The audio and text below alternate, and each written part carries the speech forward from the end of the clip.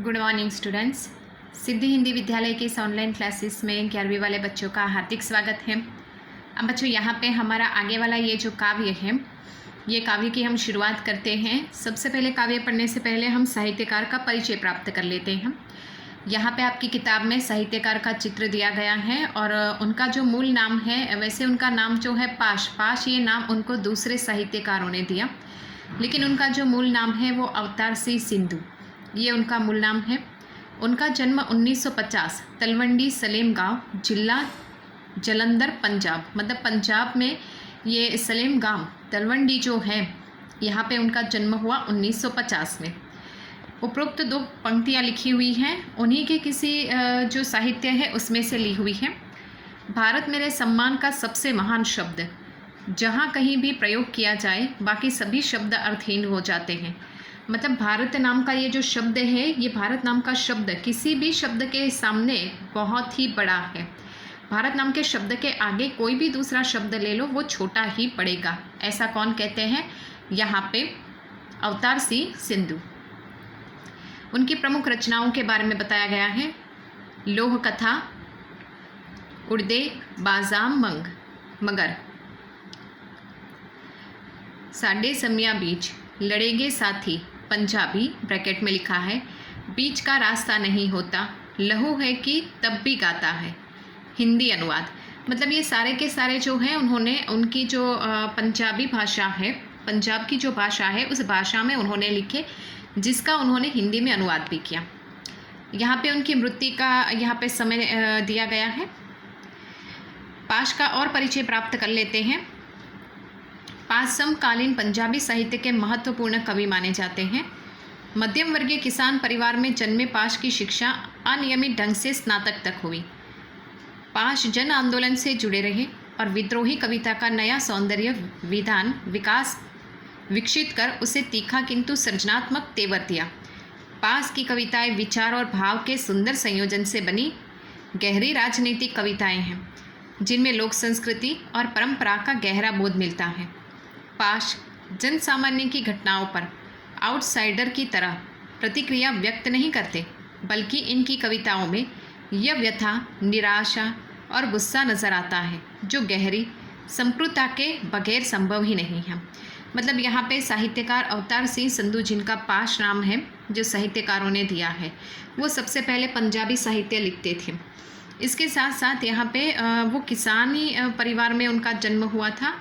तो किसान के परिवार में जन्म लेने के साथ उन्होंने यहाँ पे कॉलेज के स्नातक यानी 3 वर्ष तक की पढ़ाई की।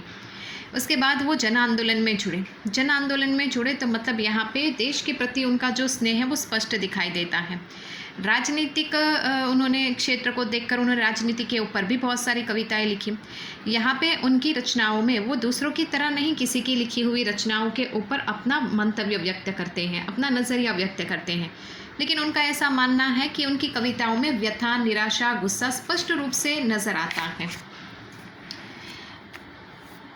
पाश के जन चेतना फैलाने के लिए अनेक साहित्यिक सांस्कृतिक कार्यक्रमों का आयोजन किया और सियाड़, हेमज्योति, हॉर्क, NT47 आदि पत्रकारिता का संपादन किया। कुछ समय तक अमेरिका में रहे। मतलब यहाँ पे ये जो पाश अवतार सिंह संधू, जिनका नाम है, उन्होंने लोगों के बीच में यहाँ पे जन जागृति लाने के लिए साहित्यिक और सांस्कृतिक यहाँ पे कार्यक्रमों का आयोजन भी किया। वो अमेरिका भी गए, उन्होंने कुछ एक पत्रिकाओं का संपादन भी किया। अब यहाँ पे ये कविता का भावार्थ दिया गया है। यह कविता दिनों दिन अत्यधिक नृशंस और क्रूर होती जा रही है। दुनिया की विद्रुपताओं के चित्रण के साथ उस खौफनाक स्थिति की ओर इशारा करते हैं जहां प्रतिकूलता से जूझने के संकल्प क्षीण पड़ते जा रहे हैं।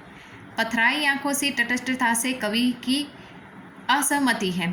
कवि इस प्रतिकूल की तरफ विशेष संकेत करता है जहां आत्मा के सवाल बेमानी हो जाते हैं। जड़ स्थितियों को बदलने की, प्यार के मर जाने और बेहतर भविष्य के सपने के गुम हो जाने को कवि सबसे खतरनाक स्थिति मानते हैं। यहाँ पे ये जो सालवारी दी गई है वो खालिस्तानियों के हाथों मारे जाते हैं। यहाँ पे, और देश के आवाम के लिए शहीद हो जाते हैं। मतलब यहाँ पे जो साहित्यकार है, ये साहित्यकार यहाँ पे देश के लिए उन्होंने अपनी जान न्यौछावर की थी, वो देश के लिए शहीद हो गए थे। यहाँ पे सबसे खतरनाक जो काव्य है, यहाँ पे ये जो शीर्षक दिया गया है बच्चों, उसका भावार्थ की हम चर्चा कर लेते हैं। ये काव्य अपने आप में, ये शीर्षक अपने आप में बहुत सार्थक है। यहाँ पे बहुत सारी बात की गई है। इंसानी होकर भी हम इंसान को नहीं समझ सकते।